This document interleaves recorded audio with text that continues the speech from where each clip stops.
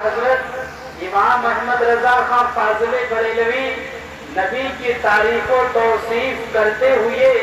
یوں بیان فرماتے ہیں، عرش حق ہے مسند رفعت رسول اللہ کی، عرش حق ہے مسند رفعت رسول اللہ کی، دیکھنی ہے حشر میں عزت رسول اللہ کی، دیکھنی ہے حشر میں عزت رسول اللہ کی، اور لا و رب العرش جس کو جو ملا ان سے ملا، لا و رب العرش جس کو جو ملا ان سے ملا، بڑھتی ہے کونین میں نعمت رسول اللہ کی، بڑھتی ہے کونین میں نعمت رسول اللہ کی، اور سورج الٹے پاؤں پلٹے چاند اشارے سے ہو چار، سورج الٹے پاؤں پلٹے چاند اشارے سے ہو چار، اندھے نجدی دیکھ لے قدرت رسول اللہ کی، اندھے نجدی دیکھ لے قدرت رسول اللہ کی، تجھ سے اور جنت سے کیا مطلب وہاں بھی دور ہو، تجھ سے اور جنت سے کیا مطلب وہاں بھی دور ہو، ہم رسول اللہ کے جنت رسول اللہ کی، ہم رسول اللہ کے جنت رسول اللہ کی۔ اور اعلیٰ حضرت فرماتے ہیں چمک تجھ سے پاتے ہیں سب پانے والے، اعلیٰ حضرت ارشاد فرماتے ہیں یا رسول اللہ چمک تجھ سے پاتے ہیں سب پانے والے، چمک تجھ سے پاتے ہیں سب پانے والے، میرا دل بھی چمکا دے چمکانے والے۔ اور اعلیٰ حضرت امام احمد رضا فاضل بریلوی یہ بھی ارشاد فرماتے ہیں تو زندہ ہے واللہ، تو زندہ ہے واللہ میرے چشم عالم سے چھپ جانے والے۔ اور اعلیٰ مزہ تمہارے لیے، چنی و چنا تمہارے لیے، بنے دو جہاں تمہارے لیے، دہن میں زباں تمہارے لیے، بدن میں ہے جا تمہارے لیے، ہم آئے یہاں تمہارے لیے، اٹھے بھی وہاں تمہارے لیے۔ آئیے ذرا اپنی تقریر کا عنوان شروع کرنے سے پہلے میں اس چیز پر روشنی ڈال دوں جس حوالے ہے، اولاد جس کے پاس نہیں ہے اس سے کوئی اولاد کی قیمت پوچھ لے، جس کے پاس آنکھ نہیں ہے کوئی اس سے پوچھ لے جس کے پاس آنکھ نہ ہو، کوئی اس سے پوچھ لے جس کے پاس کان کی سماعت ختم ہو گئی ہو، کان سے سننے کی طاقت چلی گئی ہو، وہ اس سے پوچھ لے جو بہرا ہو۔ اے پیارے، یہ آنکھ اللہ کی نعمت ہے، یہ کان اللہ کی نعمت ہے، یہ زبان جس سے ہم اور آپ بولتے ہیں یہ اللہ کی نعمت ہے، جس ہاتھ سے ہم اور آپ کسی چیز کو پکڑتے ہیں یہ اللہ کی نعمت ہے، جس پیر سے ہم اور آپ چلتے ہیں یہ پیر اللہ کی نعمت ہے۔ ہم اور آپ کو اللہ نے جتنی چیزیں عطا کی ہیں، چاہے اولاد کی شکل میں ہو چاہے مال کی شکل میں ہو، یہ سب اللہ کی نعمت ہے، اولاد اللہ کی نعمت ہے، وہ چاہے بچی ہو یا بچہ ہو، کوئی بھی شکل میں اللہ کی نعمتیں آئے یہ سب اللہ کی نعمت ہے۔ اور اللہ نے ارشاد فرمایا کہ اے میرے بندو جب میری کوئی نعمت تمہیں ملے تو اس نعمت کا چرچا کیا کرو، اس نعمت کا بیان کیا کرو، اس لیے کہ نعمت دینے والا میں ہوں اور نعمت لینے والے تم ہو، اس لیے جس نے تمہیں جو نعمت عطا کی ہے اس نعمت دینے والے کی چرچا کرنا چاہیے۔ اور آؤ ذرا دیکھو بچے کی پیدائش کی خوشی میں جو جانور ذبح کیا جاتا ہے جسے عقیقہ کہتے ہیں، عقیقہ 7ویں دن کرنا مستحب ہے، لڑکا ہے تو اس کے عقیقے میں 2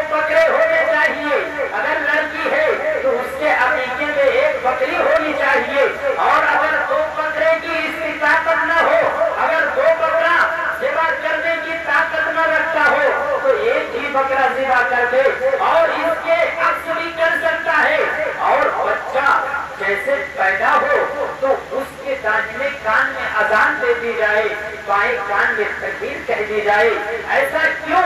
اس لیے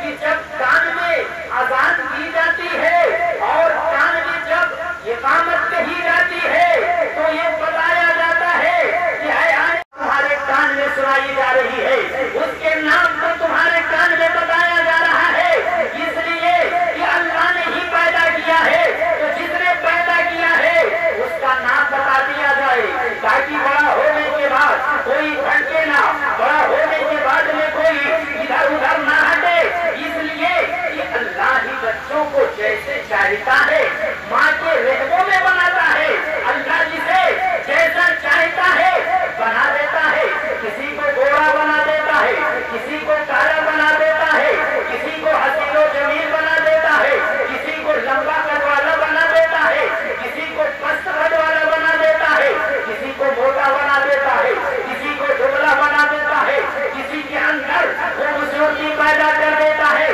یعنی کسی کو اللہ نے, یعنی جس کو اللہ نے جیسے بنایا ہے وہ جیسے چاہتا ہے بنا دیتا ہے, کیونکہ اللہ ہی بنانے والا ہے. اور کوئی دنیا میں ایسی چیز نہیں ہے جو کسی کو زندگی دیتا ہو. وہ رب قدیر جو ماں کے پیٹوں میں پروان چڑھاتا ہے, ماں کے رحموں میں زندگی دیتا ہے, تو وہ دنیا میں بھی ہمیں اور آپ کو زندہ رکھتا ہے, وہاں بھی ہمیں اور آپ کو روزی دیتا ہے. ماں کے پیٹوں میں ماں کھاتی ہے, بیٹے کو خوراک ملتا رہتا ہے, ماں چلتی ہے, بچے کو سکون ملتا رہتا ہے. یعنی ماں کے پیٹ میں جو رب قدیر بچے کو روزی دیتا ہے, زندگی دیتا ہے,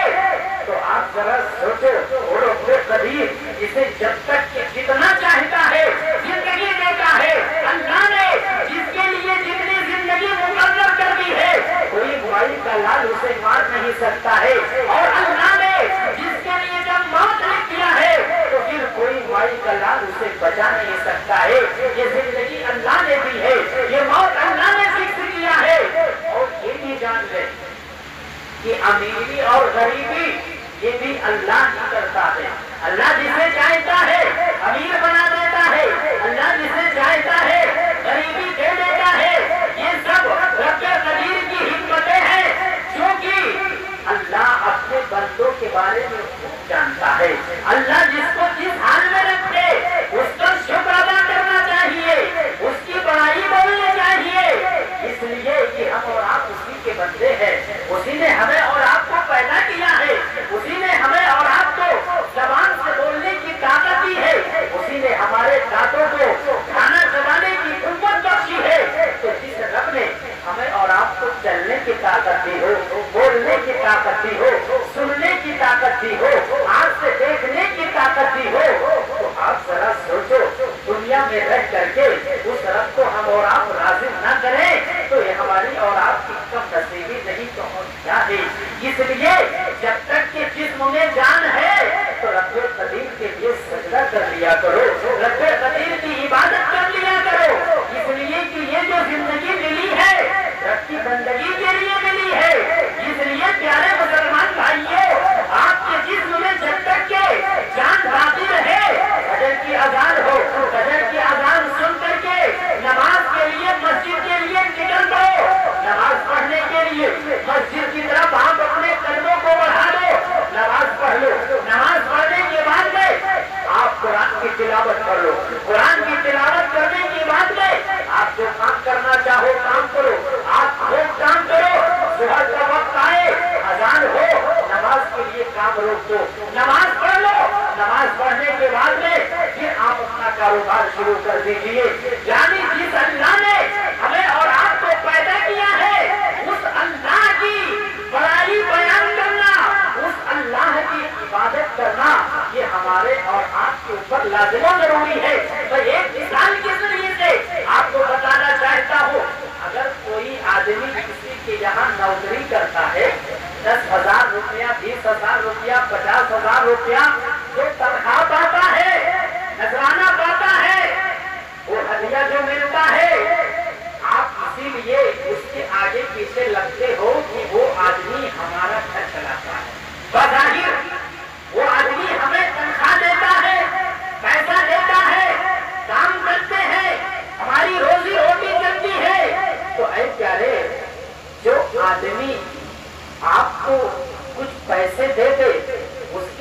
आगे पीछे चलो। और जिस रब्बे करीम ने आपको इस कदर सेहत अता फरमाई है, आँख दी है, कान दिया है, नाक दिया है, हाथ दिया है, पैर दिया है, दिल दिया है,